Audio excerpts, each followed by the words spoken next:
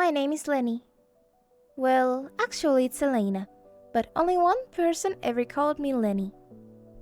When I was 6, me moved to a new house. I didn't know anyone. I was quite scared until a boy in a blue hoodie ran up to me and said, "Wanna build a fort?" He had platinum white hair and the kindest violet eyes I'd ever seen.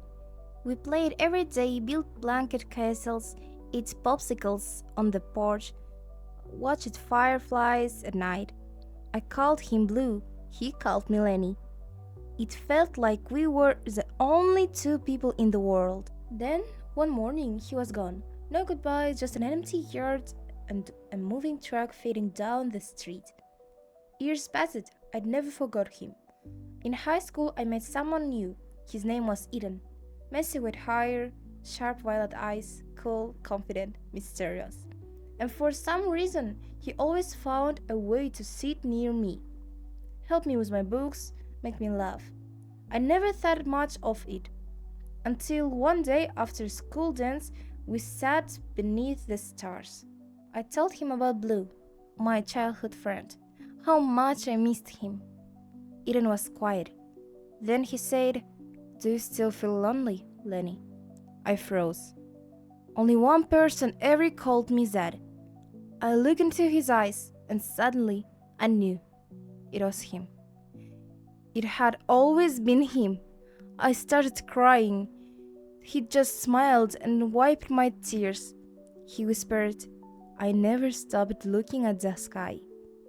And I realized sometimes love doesn't need to find you, it just come back home.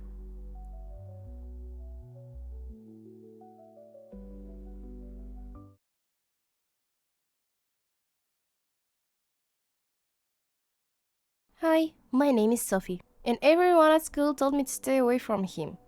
His name was Axel, and he was scary.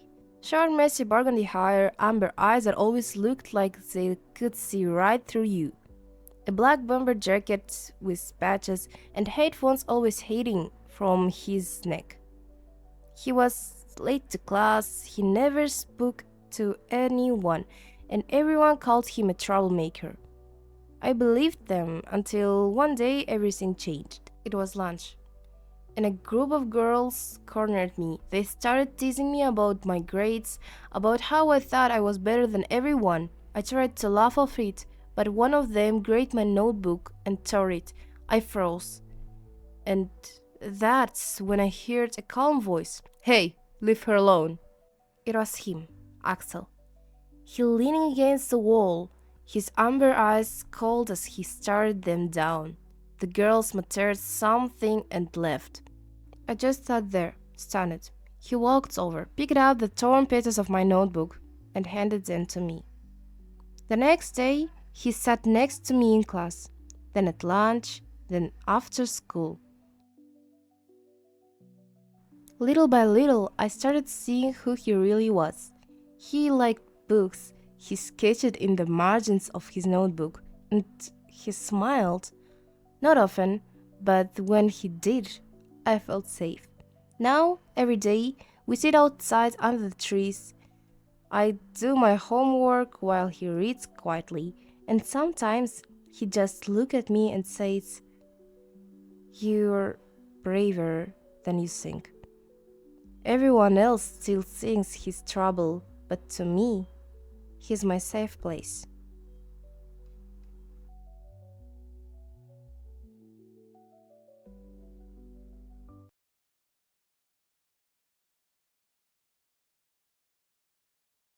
Hi, my name is Emma, and this is a story of how I fell for the wrong twin. When I first walked into my new school, everyone stared. They weren't looked at me, thought. They were whispering about the Anderson twins, Aaron and Adrian. Identical, but not really. Aaron had wavy golden hair and hazel eyes that sparkled whenever he smiled. He was loud, charming, the center of every room. Everyone loved him. Adrian was the opposite. Straight ash brown hair, calm grey eyes, always sitting quietly in a corner with a book. No one really noticed him. Everyone said Aaron was the one I should go for, so I did. At first, it was perfect. He held my hand, walked me to class, made sure everyone saw us. But when no one was looking, he barely said a word to time. Always on his phone, always somewhere else. Then there was Adrian. He'd help me pick up my papers when I dropped them. He remembered what books I liked. He actually listened. One day, I was crying behind the bleachers. Aaron didn't even notice I'd left, but Adrian, he found me. He said, You don't have to pretend with me. I see you. and in that moment, I realized. It wasn't Aaron who made me smile. It wasn't Aaron who made me feel seen. It was Adrian. All along. The next day, I broke up with Aaron. Everyone said I was crazy. But when I walked into the library and saw Adrian waiting for me, his gray eyes lighting up, I knew I made the right choice.